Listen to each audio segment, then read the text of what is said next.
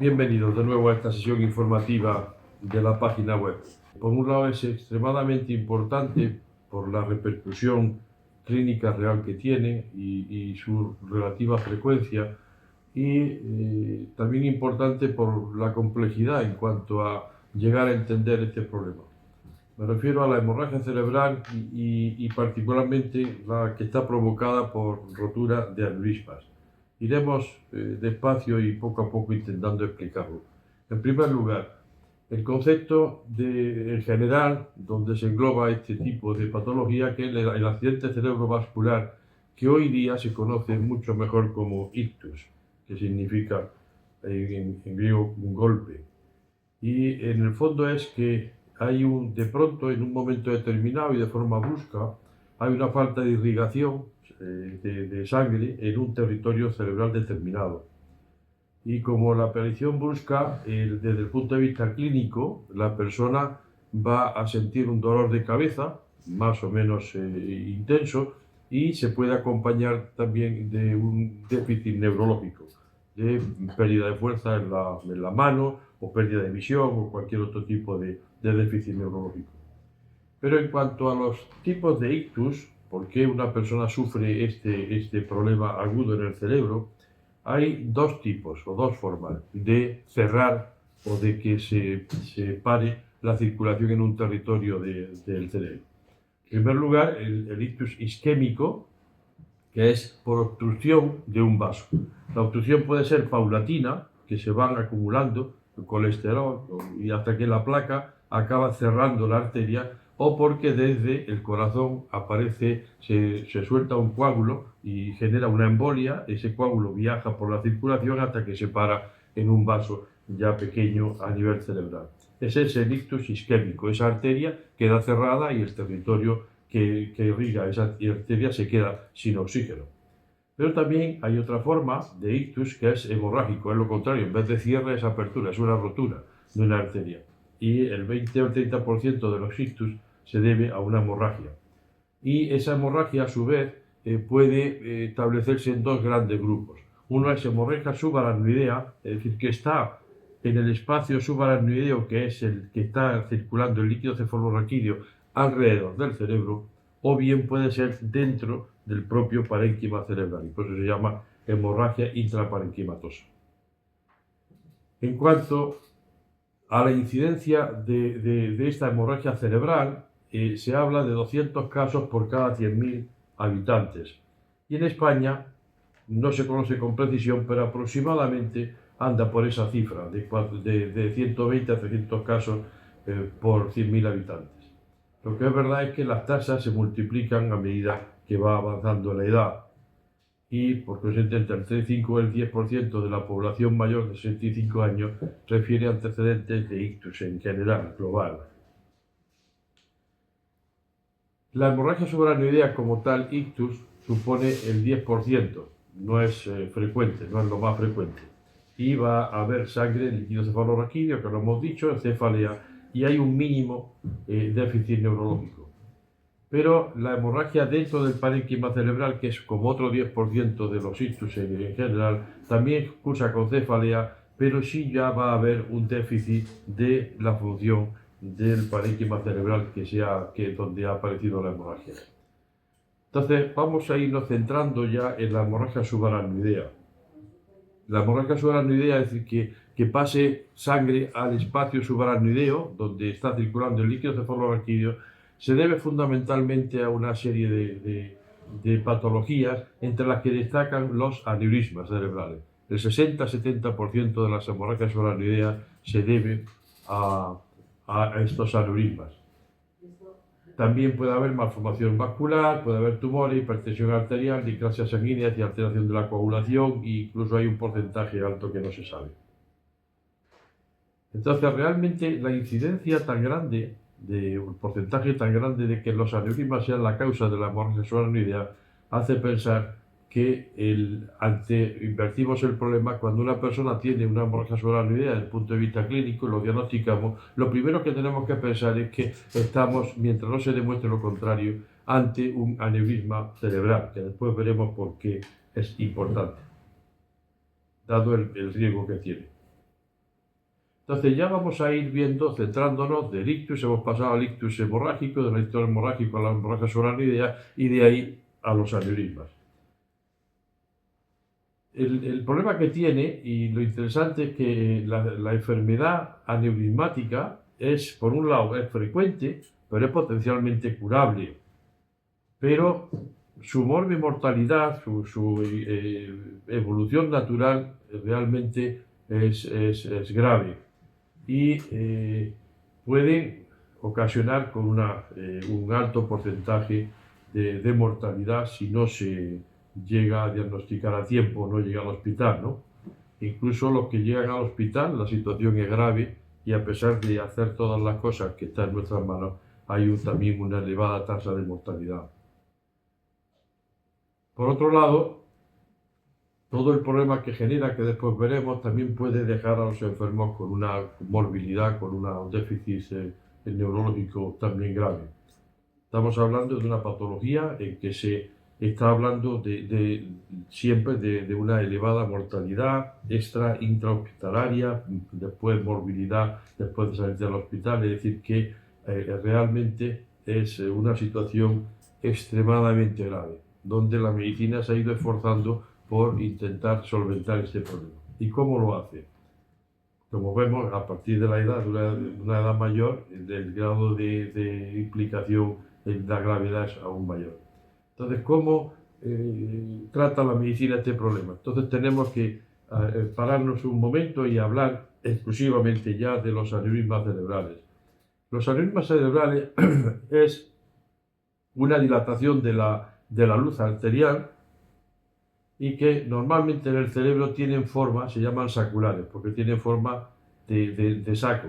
Fusiforme es más raro, así como en la aorta, por ejemplo, es más el fusiforme. El aneurisma cerebral es prácticamente más del 90% son aneurismas de este tipo, es decir, que se desarrolla una especie de saco que va creciendo. De manera, aquí hay que se puede acabar, como el caso de aquí, que se va a acabar pudiendo cerrar esa dilatación de la arteria. ¿Y por qué se produce? La mayoría de las veces es porque hay una deficiencia en una de las capas que forman la pared arterial, ¿no?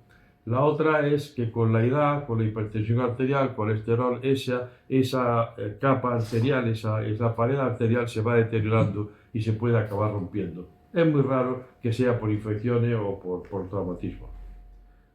¿Y qué es lo que ocurre? El aneurisma cerebral, en la realidad, el punto más débil de la arteria es la bifurcación. Cuando hay una bifurcación arterial, la sangre está chocando antes de que se divida y ese punto es quizás el que es más de mayor riesgo o está expuesto a un mayor estrés a lo largo de toda la vida. Y después, por otro lado, una vez que se deforma la pared y empieza a ceder, hay una ley física en que la tensión que soportan las paredes es proporcional al diámetro o al radio.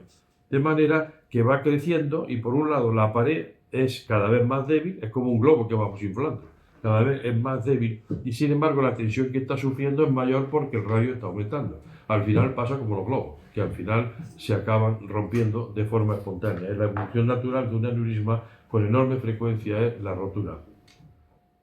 Entonces, hay un porcentaje relativamente alto de población que podría tener un aneurisma cerebral, pero felizmente muy pocos de ellos pueden llegar a romperse. Entonces, la evolución, volviendo un poco a resumir, del aneurisma su evolución natural y más frecuente es la rotura, porque va creciendo hasta que se rompe en un punto de la pared que está dilatándose. Por otro lado, pudiera no romperse y va creciendo y pueden ser aneurismas realmente unos sacos aneurismáticos realmente grandes donde la circulación de la sangre se enlentece, forma trombos y de ahí puede generar suelta de trombos y generar embolia, que puede ser. Y después la otra razón es, a veces los aneurismas son de tal tamaño, son raros, pero que de tal tamaño que se van a comportar como tumores, como una masa expansiva que va haciendo daño. Por consiguiente, ya hemos dicho, la historia natural va a ser la rotura En el momento en que se rompe, aumenta mucho la presión dentro del cráneo y se puede, aparte del fenómeno de coagulación, se puede cerrar y felizmente se cierra de forma espontánea ese punto que se ha roto. Pero el líquido cefalorraquídeo está diseñado para evitar la coagulación, es decir, el líquido cefalorraquídeo, sus sustancias que tiene, lo que van a hacer es después erosionar ese pequeño hematoma que se ha producido en la pared de la aneurismática, con lo cual puede volver a sangrar con una cierta frecuencia.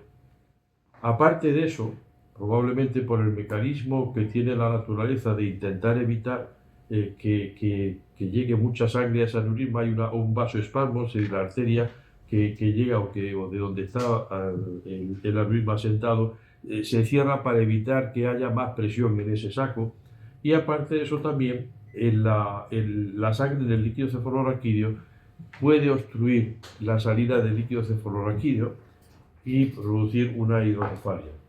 Todo esto hay que tenerlo en cuenta y aparte de eso, la localización donde hay con mayor frecuencia aneurismas.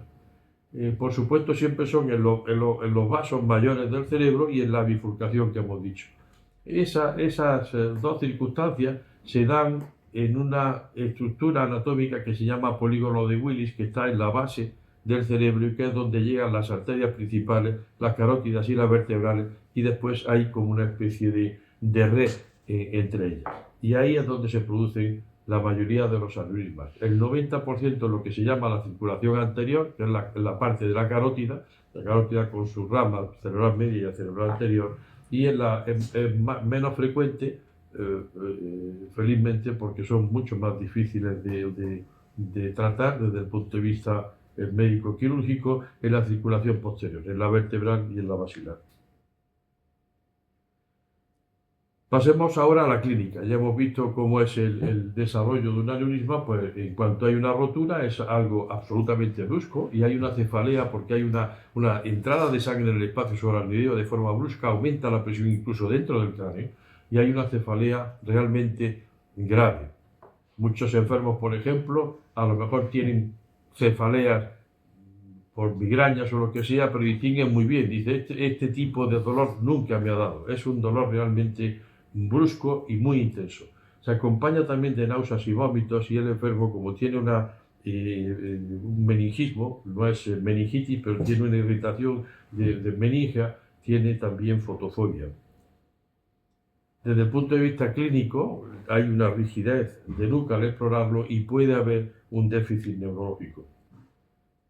Los otros dos tipos de evoluciones de crecimiento y embolia cursan de otra manera y no nos vamos a meter ahora mismo aquí. Quedamos con lo que es la rotura aneurismática, o sea, la hemorragia subaracnoidea por rotura de un aneurisma.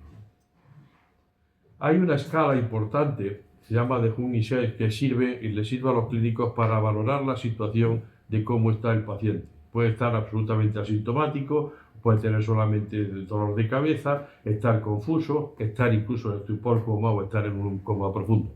Son los 5 grados que hay. Eso es importante porque desde el punto de vista de supervivencia global, se haga lo que se haga, en el primer grado hay un 95% de posibilidades de pacientes que salen bien. Mientras que cuando están en una situación de coma profundo, las posibilidades de supervivencia bajan de forma enorme al 5% y va así gradualmente hacia abajo. Y otro punto importante a considerar para poder entender el tratamiento de este problema es la mortalidad del aneurisma. Si pusiéramos el aneurisma por series antiguas, la primera hemorragia hay una mortalidad del 20%, o sea que es una situación extremadamente grave.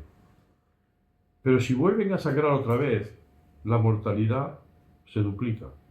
Y si hay una tercera hemorragia, prácticamente la mortalidad es segura en el 100% de los que van quedando.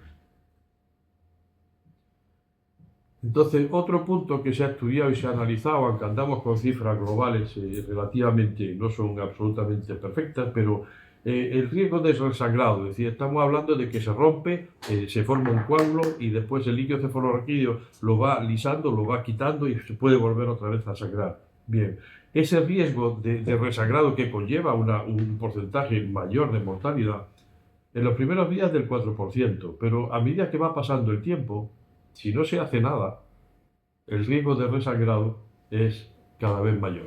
Y entramos en esa patología de doble o triple resangrado y con mortalidad clarísima. Por consiguiente, está clarísimo de que en los aneurismas tendríamos que intentar cerrarlo para que no resangre y hacerlo lo más precoz posible. ¿Cómo diagnosticamos la hemorragia subaracnoidea? Bueno, el paciente llega al hospital con ese dolor de cabeza y hoy día pues se hace un TAC y en el TAC se ve sangre. Si hay duda para distinguirlo de una meningitis, por ejemplo, pues se puede hacer una punción lumbar. Y después el aneurisma, mediante el TAC o en los estudios angiográficos, pues se puede ver y nos sirven no solamente para ver el pre, sino ver el postoperatorio de que realmente ese aneurisma se ha cerrado. Pero todo esto, volvemos otra vez al principio. Es decir, está encuadrado, hemorragia subaracnoidea por aneurisma, está encuadrado dentro de lo que se denomina código ictus, que cada vez más la población lo conoce de forma espontánea. Realmente ha sido un acierto por parte de neurología, así como personas normales, pues oyen la palabra infarto y van hacia el corazón, aunque hay infartos cerebrales, pero el infarto significa algo que ha pasado en el corazón. En el cerebro han conseguido que esta palabra ictus se expanda y se entienda que está pasando algo en el cerebro. De manera que se ha generado lo que se denomina el código ictus.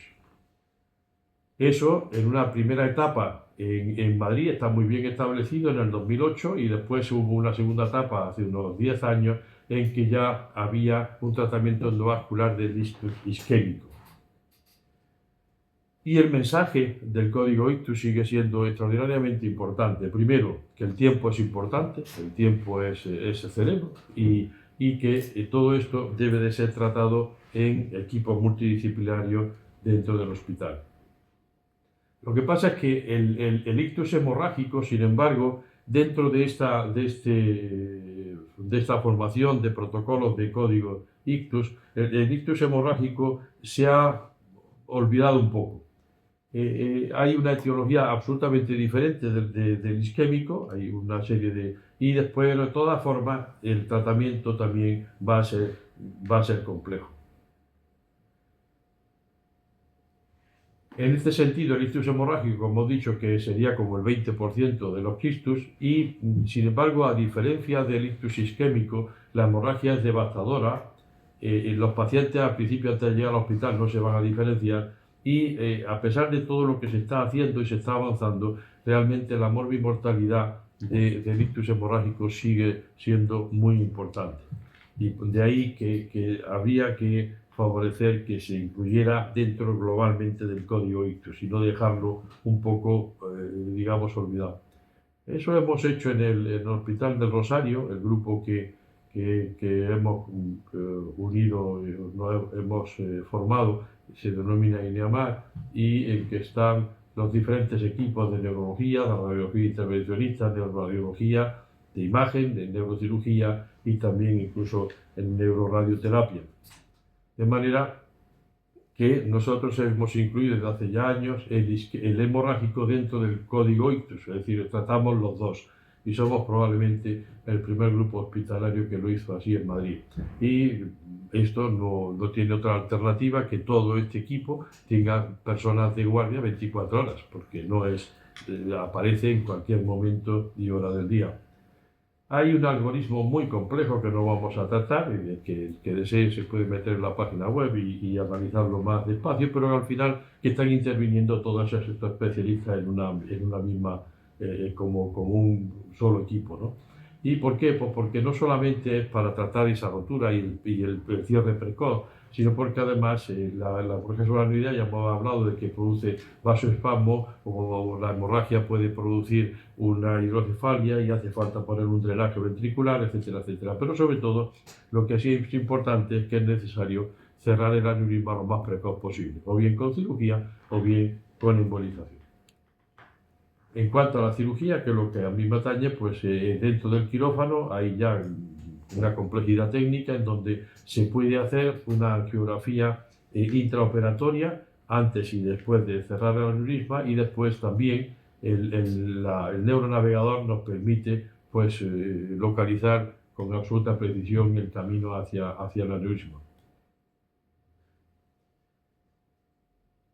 En la página web van a encontrar una película donde se puede ver las diferentes fases de la intervención, y que se ve, pues lo primero es una aneurisma de la cerebral media, y se abre lo que se llama la cisura de sitio, es decir, se separa el lóbulo temporal del frontal, se diseca y se expone el aneurisma, se hace una angiografía intraoperatoria, que la podrán ver también si quieren ver esa película, se clipa temporalmente la arteria que tiene el aneurisma para que no haya presión, para que en ese aneurisma ceda y se pueda poner un clip que cierre el aneurisma, y después se retira el clipaje temporal, se hace un control angiográfico intraoperatorio y después se cierra. El que esté interesado pues puede visitar o puede ver la película, que tiene una duración aproximada de unos 9 minutos el resumen. En conclusión, es verdad que aunque la morbimortalidad de este problema es realmente muy alta, sí es verdad que hace cada 5 o 10 años hay un salto cualitativo en lo que se está consiguiendo, por esa generación de una red hospitalaria, de ese código ictus, que en Madrid funciona extraordinariamente bien, por ejemplo, y porque después en el hospital hay un equipo multidisciplinario, la cirugía es cada vez menos agresiva y los quirófanos cada vez más complejos. Y nada más, muchas gracias.